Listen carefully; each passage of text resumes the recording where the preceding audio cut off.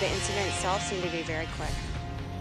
A state lawmaker shares a first-hand account of an officer-involved shooting that shut down a busy Madison street. We are following a breaking story out of Willie Street tonight. Police are blocking off a section of William Street tonight. News 3 has learned there were reports of shots fired in the 1100 block there. The road is blocked between Few and Ingersoll. News 3's Valina Jones is live at the scene, and she joins us with the very latest developments. Valina? That's right, Eric and Michelle. Those shots fired were reported around 6:30. Witnesses here tell me that they believe a 19-year-old black unarmed man was shot by an officer right here on Willie Street. The crowd has been growing over the past couple of hours. Members from the Young Black and Gifted Coalition are forming a line out here demanding justice. The crowd, though the shooting happened several hours ago, police here on scene have not spoken to the public. Right now, again, the scene is still very active. There's over 10 police squad cars. The Wisconsin Professional Police Association posted that its field and legal staff are on scene investigating an officer-involved shooting here in Madison. Representative Chris Taylor was across the street at the Spirit gas station from where the shooting allegedly occurred. Obviously, we've had our share of tragedies in this community. So, you know, it's a scary thing, obviously, when you're in a situation like that, which I never expected to be in tonight, I have to say. Within the last hour, Mayor Soglin has arrived on scene talking to members of the public, but he, too, is waiting for answers. Well, it's an enormous tragedy. The life of a young man is of the greatest concern. We've got a family that's really hurting, and a neighborhood. Right now, it's very difficult because of the nature of the investigative process. I can't even get any information from the Madison Police Department because they're not allowed under the new laws to conduct the investigation. And again, over the past couple of hours, the crowd here on Willie Street has grown tremendously. What started out as just a couple people has now grown into well over 20 and 30 people. Again, a lot of representation here from the Young Black and Gifted Coalition. They've been chanting throughout the evening that Black Lives Matter. Again, they believe that a 19-year-old black unarmed man was shot by a police officer. We're still waiting to get confirmed information from the police department at this time, Eric and Michelle. All right, Valina, this obviously a very developing situation. We know, as you mentioned, the Young Gifted and Black Coalition is there. We can hear them chanting. Does it seem like it is still peaceful at this time? And, you know, can you describe what the crowd is like out there? Right now it is peaceful, Michelle. Again, they've been chanting, but a lot of emotions out here. They're very passionate. They have been demanding justice right now. They said that this is something that they feared might happen in the city of Madison. And so right now the protest is peaceful, but they said they're going to be speaking up going forward. I know we're moments away from possibly hearing from the chief down at the city-county building. Valina, you spoke to Chris Taylor, who coincidentally helped pass legislation last year. Let's go down to the city-county building right now because we understand we can hear from Chief Mike Cobalt.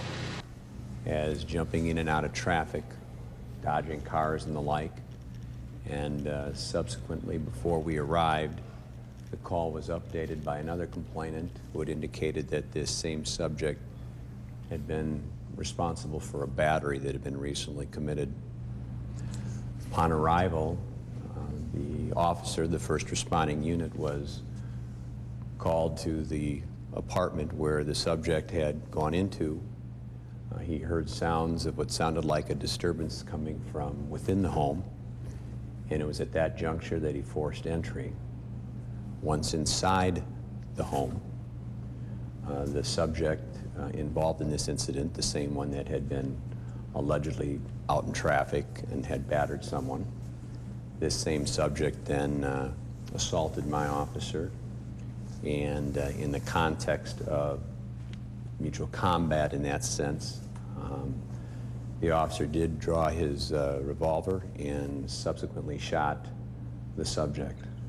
Immediately thereafter, the officer began immediately to render aid by providing CPR and was subsequently joined by backups who also carried on that struggle. Subject was subsequently conveyed to a local area hospital where he did succumb to his gunshot wounds and is deceased. Obviously, at this point in time, it wouldn't be inappropriate for the police department to take on the purview of the role of the medical examiner, who has the duty of notifying next of kin in a matter like this. Obviously, in light of the fact that we are completely bound by state law, which indicates that an independent oversight and investigation should be conducted outside of the Madison Police Department. We respected that from the moment we took the scene, froze the scene, and waited for the Department of Criminal Investigation to arrive. The Department of Criminal Investigation is the point of investigation. This is completely their oversight. We will only supplement their needs as they request it, and certainly we will not have any sense of an instrumental role in this. In light of so much things that have happened, not just across this country, but in our own community, it's understandable that the reaction at the scene amidst some of our citizens is extremely volatile, emotional, and upsetting, and we understand that. That's absolutely appropriate under the circumstances. We would urge, obviously, that everybody exercise restraint and some calm, and let us allow the Department of Criminal Investigation to conduct their affairs, and we will all await then that what their investigative fact findings should reflect. Witnesses have been contacted. They will be subsequently interviewed by DCI, and I suspect that DCI will also do canvassing of neighbors and others who may have seen part or parts of the incident. And that's pretty much the sum total of what I can provide you now, given the fact that it is in the hands of DCI, and I do not want to usurp their authority. As far as what happened with your officer, can you say anything about any weapons used by the subject or anything like that? At this point, it is unknown what, if anything, he had in terms of instrumentalities. The initial findings at the scene did not reflect a gun or anything of that nature that would have been used by the subject. No. Did your officer sustain any injuries? Well, he was knocked down as a result of the blow to his head, but beyond that, he will be treated and ultimately released. So he's at a hospital right now? He is, yes. Standard procedure? Well, standard procedure insofar as part of the protocols, obviously, is that there will be a blood draw administered at the direction of DCI, and at that point, at some point, obviously, that will be all obviously analyzed to ensure that absolute sobriety and no drugs in the officer's bloodstream. Go ahead. Can you say anything about age, race of the subject? It appears he's a young African-American male of 19 years of age. How many times was he shot? I couldn't say that at this point because I don't know. You said the situation was volatile, and understandably so. As the chief and overseeing, obviously looking out for your officer, are you worried about the response interfering with the investigation in any way? No, I believe at the end of the day we will have a secure crime scene, and I think as people come to realize that it's not the Madison Police Department's investigation, it's the Department of Criminal Investigation, and to that extent I hope that people will understand and give them plenty of room to work with as much opportunity for them to move freely and about without them being subjected to, anything else or harassment. I see that you were meeting with Michael Johnson with Boys and Girls Club. I don't know if he wants to answer any questions or if you can talk about, what your discussion with him entailed. Well, I'll let Michael speak for himself, but I will say that going back to when I first became chief, Michael has been a friend and a confidant, and he understands the pain that communities can endure all too well, having done a lot of work in urban settings and was on the front lines of Ferguson. So in his capacity at mending fences, creating truss bridges. He's been a resource to me as a community stakeholder, and I hope it will be in the future. So let you figure out what. That is Madison Chief of Police Mike Koval talking to reporters down at the City County building tonight, recapping what happened. This is in the 1100 block of Williamson Street earlier this evening. As Mike Koval recounted the story, a gentleman, 19 years old, African-American male, jumping in and out of traffic, according to the chief, then went into a residence there. Officers responded to the scene. They also said that this gentleman had been involved in a battery. After the officer forced entry into that residence in the 1100 block of Willie Street, a fight between the officer and the subject ensued.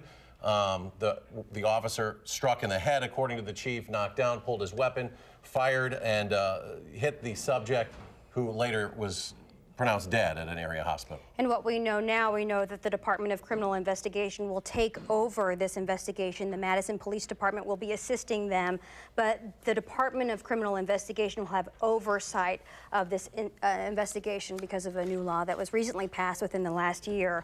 But as Chief Koval said, this is extremely emotional, volatile, and upsetting for the community, and he's asking people to exercise restraint and caution down in Willie Street, and that is where we pick up now with Valina Jones, who has been reporting the story since it started from the beginning tonight. And Valina, can you give us another recap of what you are seeing down there with the crowds and with the investigation? Yeah, definitely, Michelle. Again, the crowd is continuing to grow here on Willie Street. The Young Black and Gifted Coalition representation have made a call out to the public to come down here and support them. They've been chanting Black Lives Matter throughout the night. The crowd has grown considerably since those reported shots were heard at 6:30. Since then, the crowd has grown about 30 to 40 people right now, Michelle. Again, they are demanding justice for, again, the 19-year-old that was shot here on Willie Street. Earlier, Valina, this evening you spoke with Representative Chris Taylor. We heard from her a moment ago. She helped pass legislation last year that basically controls investigations into officer-involved shootings, which the DCI is now in charge. Recount for us, if you can, what Representative Taylor told you as she got to the scene, because not only was she involved in this legislation, she's the representative for that neighborhood, and she was an eyewitness, correct? Yeah, definitely. And so when we talked to Mayor Soglin again, he said, you know, with that pass of the legislation, it's been hard to get information because now the Department of Corrections needs to come in here and investigate that situation. So until we had heard from Chief Koval, there was little information known at this time. And so now that that information has been verified, again, this crowd continues to grow out here on Willie Street. Eric. Valina, I'm not sure if you and your photographer can maybe show us a vantage point of the scene there, but I'd like to know if police are able to interact with the crowd or if they are choosing to do so at this time, but if maybe we can get a better look at the crowd there. Yeah, police have not really been involved with the crowd so far, but as the time has passed, the crowd has really kind of tried to push into the perimeter of where police have this investigation blocked off right now. And so as time progresses, they're getting closer and closer to those barricades. And police right now are making a line formation to make sure that these people out here that are demanding justice do not cross that barricade right now. So far, it has been peaceful, but again, a lot of emotions down here, and so the scene so far is safe, but it continues to grow as time progresses. And as we heard, Chief Mike Koval urging calm and peace tonight as the DCI moves in to do their part of the investigation. Valina Jones live on Williamson Street. Valina, thank you very much. And of course, stay with News 3 and Channel3000.com. As we continue to follow this breaking story, we will also continue to bring coverage of this throughout this newscast. We'll be right back. Recapping our top story tonight from the 1100 block of Williamson Street on Madison's Near East Side. Madison Police Chief Mike Koval confirming that police shot and killed a 19-year-old African-American male in that 1100 block of Williamson Street tonight after an altercation between the officer and the individual who was shot. Protesters now at the scene there, and a calm scene so far. Chief Koval urging calm, as did the CEO of the Boys and Girls Club of Dane County, Michael Johnson. I'm concerned about the young man and his family. I'm concerned about all of our kids in this community. And I do think people, people have the right to be emotional when these kinds of incidents happen. And when a young man loses his life and you begin to continue to see these kind of issues play out, there will be an emotional response. And so I just hope that calmer heads prevail and that people listen to one another. And that's what I'm hoping that's going to happen. Again, that was Michael Johnson, the CEO of the Boys and Girls Club, asking for calm tonight, along with Police Chief Mike Koval. But again, you are taking a live look now at the scene on Willie Street, where a crowd is growing after an officer-involved shooting where a 19-year-old is dead tonight. And due to new state law, the Department of Criminal Investigations will now handle all aspects of this officer-involved shooting. Of course, News 3 will stay with it for the very latest. We have a crew at the scene. And we'll bring you the very latest as developments continue to emerge in this story. We've had a lot of eyewitness accounts tonight. We've heard from Representative Chris Taylor.